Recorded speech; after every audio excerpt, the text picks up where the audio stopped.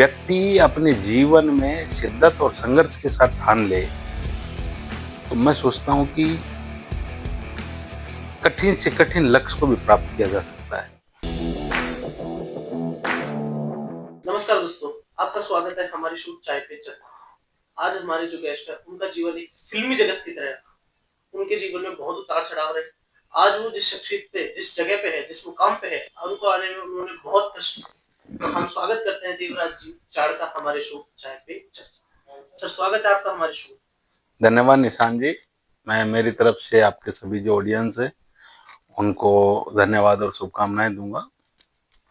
व्यक्ति अपने जीवन में शिद्दत और संघर्ष के साथ ठान ले तो मैं सोचता हूँ कि कठिन से कठिन लक्ष्य को भी प्राप्त किया जा सकता है। मेरे जीवन में भी ऐसा ही कुछ रहा। विद्यालय जीवन और महाविद्यालय जीवन के बाद कई सारी चुनौतियों का सामना किया, बहुत सारे एग्जाम्स दिए, कई बार असफल हुए लेकिन फाइनली सेलेक्ट हुए और आज मैं प्राध्यापक राजनीति विज्ञान के पद पर कार्यरत हूँ। सामाजिक और राजनीतिक जीवन जीता हूँ, इसलिए मैं खुश हूँ और संतुष्ट हूँ। जिस तरह सर ने बताया, सर के जीवन में बहुत उतार चढ़ाव है। मैंने सुना है सर, हम चाय पे चर्चा कई लोगों के साथ करते हैं, हमने आपके भी मित्रों, हमारे मित्रों से सुना है कि आपने आपके जीवन की शुरुआत में कैब ड्राइवर का भी काम किया है, ट्रैक्टर भी चलाया है, बहुत संघर्ष भी किया है। आपने उस समय अपने आप को मोटिवेट कैसे रखते थे? किस तरह आज आप इस पथ पे आए, जिस जगह पे आए, जहां पे आने तक में आपने कितना संघर्ष किया, उस तरह मोटिवेट कैसे रहते? मोटिवेशन का कारण क्या था? निशान जी, मैं जिस परिवार से बिलोंग करता हूँ, मेरे पिताजी और मेरे दादाजी, मेरी माँ बहुत ही सैद्धांतिक दृष्टिकोण के व्यक्तित्व रहे। लगभग 25-30 3 दशक तक सत्ता में रहे और राजनीति जनसेवा का माध्यम है, इस सिद्धांत पर आगे बढ़ते रहे। 2010 में चुनाव हारने के बाद, पहला चुनाव हारे तो महाविद्यालय जीवन उस समय मेरा जब खत्म हुआ था, उसके बाद हमारे सिद्धांत, पापा का भी मानना था, हमारा भी मानना था कि भाई 18 वर्ष किसी विद्यार्थी ने पूरी कर ली, 20 वर्ष पूरी कर ली तो उसे स्वरोजगार के लिए आगे बढ़ना चाहिए। कोई मार्गदर्शक विशेष था नहीं, तो प्रारंभिक जीवन में ट्रैक्टर चलाया साल भर, कुछ दिन पहाड़ पत्थर वत्थर के लिए ट्रैक्टर चलाया। बाद में फिर इसी दरमियान लॉ चलती रही, फिर बीएड किया, 2 सब्जेक्ट में पीजी किया। 2015 में बहुत सारी एग्जाम्स को क्वालिफाई करने के बाद आरएस का मेंस लिखा, इंटरव्यू दिए कुछ एग्जाम्स के, लेकिन सिलेक्शन नहीं हो पाने की स्थिति में मजबूरी में 2015 में टैक्सी ड्राइवर के रूप में मैंने काम किया। लेकिन मैं उसे कोई, मुझे बेरुखी नहीं है। मैंने जो काम मेरे जीवन में किया उसको शिद्दत के साथ किया और मैं उस काम से संतुष्ट भी हूँ। उसके बाद में एग्जाम आई, लेक्चरर भर्ती, और मैंने तैयारी की 8-10-12 महीने और उसके बाद में लेक्चरर बने। आज मैं प्राध्यापक राजनीति विज्ञान के रूप में सेवाएं दे रहा हूँ और मेरे काम से संतुष्ट। सर, जिस तरह आपने बताया कि आपने आपके काम से प्यार किया, उसी तरीके से आप यहाँ तक आए। लोगों को, मेरी ऑडियंस, जो ऑडियंस है वो एक यूथ है, तो आप यूथ को कैसे ये बताना चाहेंगे कि आप अपने काम से प्यार करें? सपोज दैट आज का ये यूथ ये है कि सैटरडे और संडे की बहुत वेट करता है कि सैटरडे संडे मिलेगा, वर्क से फ्री होंगे और उसके बाद अपने अलग काम करेंगे। लोगों को अपने काम से प्यार नहीं है। अगर काम से प्यार हो जाए तो सब चीजों से प्यार हो जाएगा। आप उस पर क्या बोलना चाहिए? मैं आपके ऑडियंस को यही बताना चाहूंगा, यदि अंधकार हर लेने का संकल्प कोई कर लेता है तो एक अकेला जुगनू भी सब अंधकार हर लेता है। जीवन में कभी कोई काम छोटा नहीं होता और ना कोई काम बड़ा होता है। छोटा या बड़ा, उसमें समर्पण होता है। आप काम के प्रति कितने डेडिकेट हैं, कितनी निष्ठा से अपने लक्ष्य के लिए लगे हुए हैं, ये बहुत बड़ा मायने रखता है। और आप शिद्दत के साथ काम के लिए लग लिए तो मुझे नहीं लगता है कि इस दुनिया में कोई ऐसा अंतिम बिंदु है जिसको व्यक्ति छू नहीं सकता, सफलता नहीं प्राप्त कर सकता। मैं इस बात को नहीं मानता। व्यक्ति अगर मेहनत और लगन के साथ लगे तो जो चाहे वो प्राप्त कर सकता है, ये मेरा मानना और अनुभव भी है। तो जैसे आपने बताया कि एक डेडिकेशन के साथ वर्क करना चाहिए, सर का बोलना ये था कि डेडिकेशन के साथ वर्क करना चाहिए।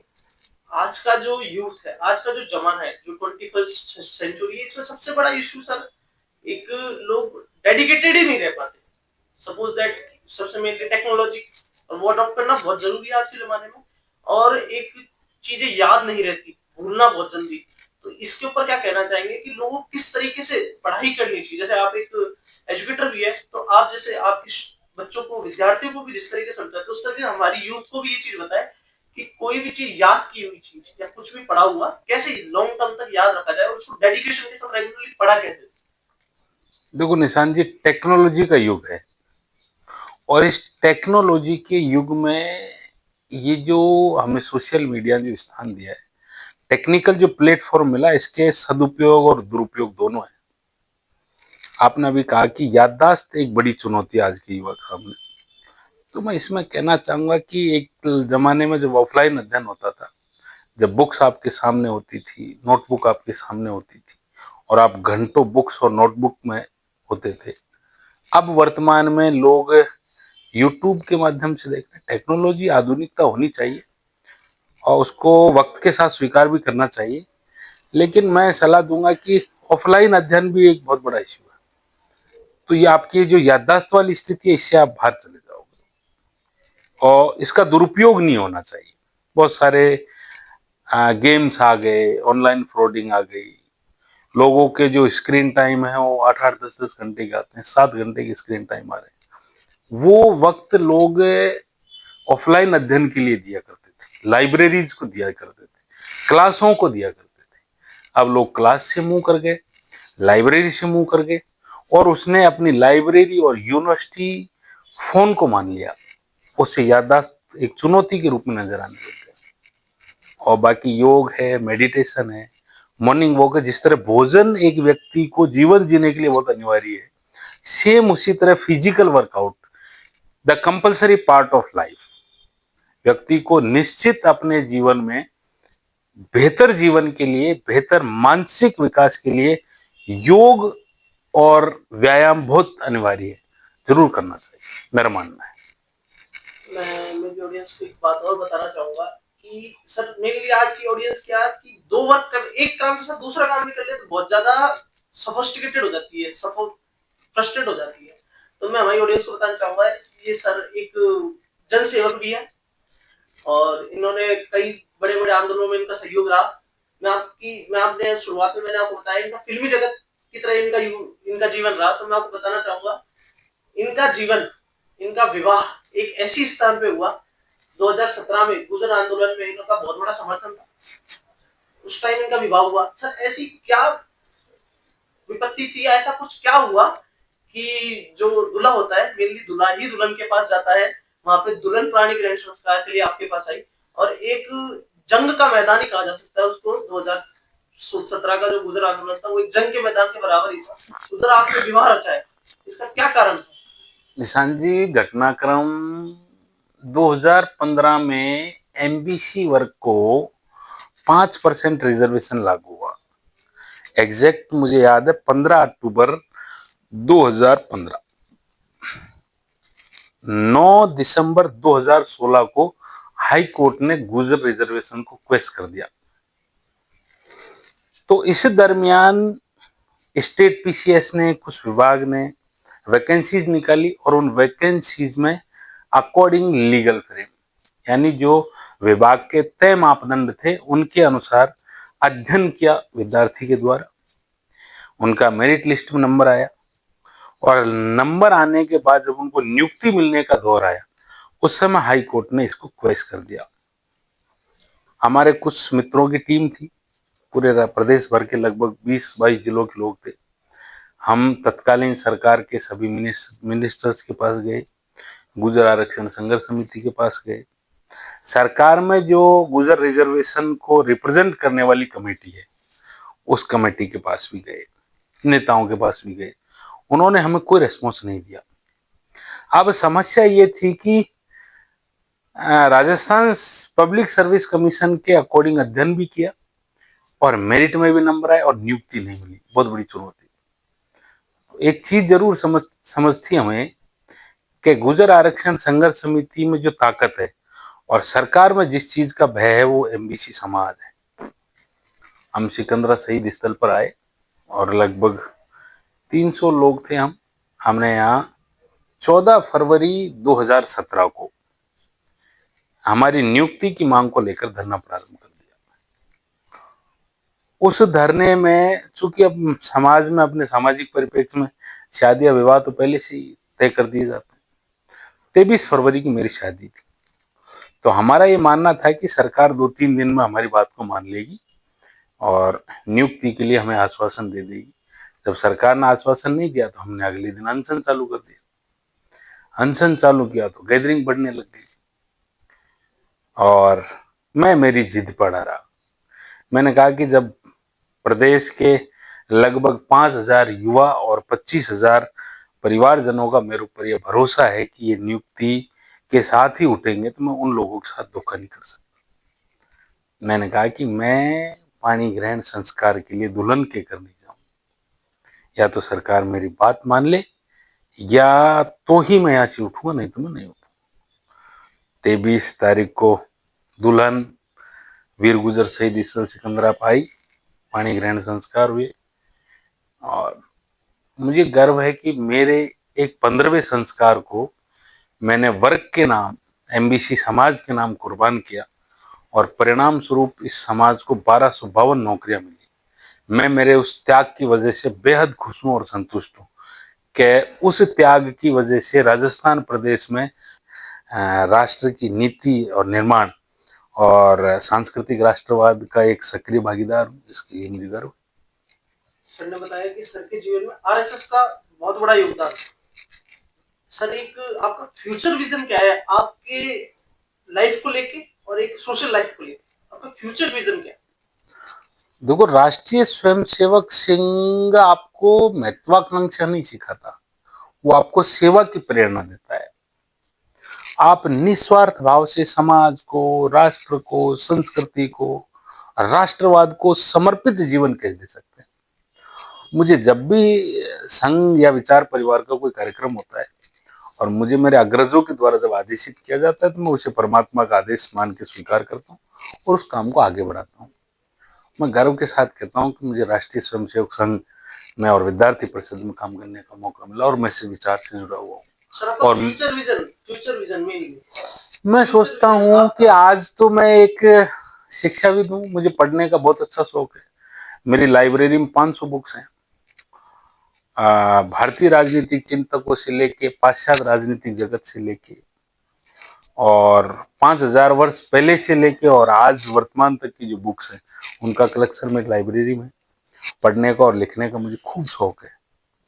मैं सोचता हूँ कि आप जिस जगह हो, मैं एक शिक्षाविद के रूप में वर्तमान में हूँ और भविष्य में और बेहतर तरीके से लोगों की सेवा कैसे कर सकूँ, समाज की सेवा कैसे कर सकूँ, अपेक्षित के हक के लिए कैसे लड़ सकता हूँ, उसके लिए मैं संघर्षरत हूँ। मैं आपको बताना चाहूंगा सर, जो हमारी ऑडियंस है उनका आपने जो बताया बहुत ही, उनका एक सीधा सा आपसे पूछने का सवाल, मेरे पास कई सवाल आए कि क्या आप एक एमएलए के रूप में कभी चुनाव बांदीकुई की सीट से लड़ेंगे या नहीं? लोगों का सीधा सवाल ये है। देखिए, इस बारे में मैं खुद इंश्योर हूँ। अगर आपको भारतीय जनता पार्टी टिकट देती है बांदीकुई से, अगर मुझे विचार परिवार का समर्थन और सहयोग मिला और राष्ट्रवादी विचार के लिए मुझे जनसेवा का मौका मिला तो मैं निश्चित चुनाव लड़ूंगा। बाकी मैं विचार परिवार की रीति और नीति के बाहर कभी जीवन में जाने की सोच भी नहीं सकता हूँ।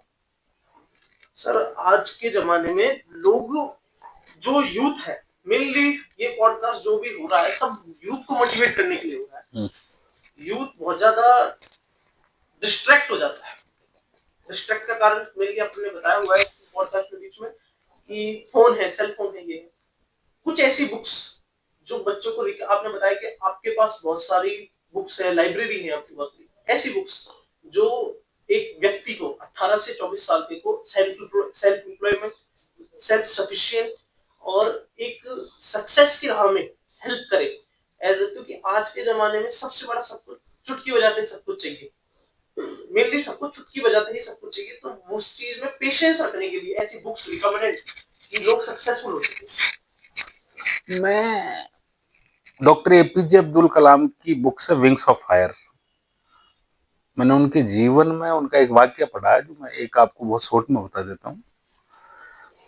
वो व्यक्ति जब 12 और 13 साल की आयु थी, उस समय वो सुबह 4:30 बजे उठते, अपने नजदीकी रेलवे स्टेशन से अखबार की प्रतियां लाते, अखबार की प्रतियों को अपने कवरिंग एरियाज में बांटते, उसके बाद कोचिंग जाते, उसके बाद वो जो भी अपने धर्म के अनुष्ठान है उनको करते और उसके बाद वो क्लास जाते। मैंने ये भी पढ़ा है कि अपने जीवन में आर्थिक आवश्यकताओं को पूरा करने के लिए वो वैतरणी नाव के माध्यम से नाविकों को मंदिर के दर्शन के लिए ले जाते, तब तक वो अध्ययन करते, फिर वो वापस आते तो अध्ययन करते। Wings of Fire a best book of success life. Then Sapiens, Homo Sapiens बहुत अच्छी बुक है। सोफी का संसार बहुत अच्छी बुक है। और my experiment with truth, Gandhi ji की पुस्तक, ये अच्छी बुक्स हैं। इनको आप पढ़ के अपने जीवन में बेहतर मार्गदर्शक, स्वामी विवेकानंद की जो बुक्स हैं, उनके जो विचार हैं, वो आपके जीवन में अमिट छाप छोड़ सकते हैं, आपको जीवन में अंधकार से एक प्रकाश की ओर ले जा सकते हैं। इतनी सामर्थ्य बुक्स में है। और अध्ययन और ज्ञान का कोई शॉर्टकट नहीं है। आपको बेहतर जीवन जीने के लिए ज्ञान की आवश्यकता है, और ज्ञान सिर्फ अध्ययन से प्राप्त हो सकता है। दुनिया में बहुत सारी बेहतरीन बुक्स हैं, आप बुक्स लीजिए, पढ़िए, और आप उनमें उनको डूब के पढ़िए, ज्यादा आनंद आएगा आपको। सर में एक सवाल और है कि जो इंडो इन्फ्लुएंस चल रहा है, इन्फ्लुएंस का मीन्स बहुत ज्यादा ऑनलाइन चल रहा है कि पढ़ाई जरूरी नहीं है। आपने सुना होगा बहुत कि शिक्षा जरूरी नहीं है, आदमी को काम करना आना चाहिए, ये चीजें आप उस पर क्या बोलना चाहेंगे? क्या एजुकेशन लाइफ का एक बहुत बड़ा पार्ट है? मैं मानता हूँ ये बात सत्य है। लोगों, कई लोग इंडो इन्फ्लुएंस करते हैं और लोग आजकल मोबाइल से बहुत ज्यादा इन्फ्लुएंस होता है और इंडो इन्फ्लुएंस हो जाते हैं उस कारण से। आपको उस पर क्या बोलना है? देखो, मैं गवर्नमेंट सेक्टर की विशेष तौर, देखो, जीवन जीने के लिए सिर्फ गवर्नमेंट जॉब हो, इस बात से मैं सहमत नहीं। मैं मानता हूं कि आपके पास पर्याप्त ज्ञान है, आपके पास अपने स्वरोजगार के बहुत सारे अवसर हैं। मैं कहूंगा कि एलन मस्क अगर संयुक्त राज्य अमेरिका की किसी भी सबसे बड़ी कोई प्रशासनिक सेवा में होता, तो आज हम उसको यहाँ याद नहीं कर रहे हो। एलोन मस्क नहीं होता, अडानी गवर्नमेंट जॉब में होता तो, लेकिन उनके पास एक प्लेटफॉर्म था, और उस प्लेटफॉर्म पर शिद्दत से आगे बढ़ने का एक मार्ग था, कार्य के प्रति समर्पण। मैंने देखा, अभी आपने युवाओं के बारे में और सेल फोन के बारे में बात की, मैं बराक ओबामा की ऑटोबायोग्राफी पढ़ रहा था, और एलन मस्क की मैंने पढ़ी, मार्क जबरकर की मैंने पढ़ी। इन लोगों ने 10th और 12th क्लास, यानी कि मैं बात करूं 15-16 वर्ष की आयु तक, अपने बेटों को सोशल मीडिया से दूर रखा, एंड्रॉइड फोन से दूर रखा, जबकि वो तो बहुत सारे दिला सकते हैं। हमें ऐसी कौन सी आवश्यकता है कि हम बच्चे को, 7 साल का बालक होता है उसे हम एंड्रॉइड फोन थमा देते हैं। मैंने एक व्यक्ति को और भी पढ़ा, वो व्यक्ति शायद 2021 की टॉपर है, टीना डावी, जिसमें बाड़मेर कलेक्टर है। उन्होंने अपने एक्स पे लिखा, सोशल मीडिया प्लेटफॉर्म पे, कि मैंने यूपीएससी में फर्स्ट रैंक आने तक कभी सोशल मीडिया और एंड्रॉइड फोन का यूज नहीं किया। मुझे जब टेक्नोलॉजी की आवश्यकता हुई अध्ययन के लिए, मैंने लैपटॉप का यूज किया, मैंने आईपैड का यूज किया। कहाँ आवश्यकता है फोन की? बच्चों के स्क्रीन टाइम आते हैं 5-5, 7-7 और 10-10 घंटे। मीन्स आप 10 घंटे तक अपना समय वेस्ट करते हो, अपना श्रम वेस्ट कर रहे हो, आप एक मानसिक तनाव ले रहे हो। कहाँ आवश्यकता है इस सब की? इसका सदुपयोग कीजिए, लेकिन जहां आपको लगे कि आप दुरुपयोग हो रहा है, बंद कर देना।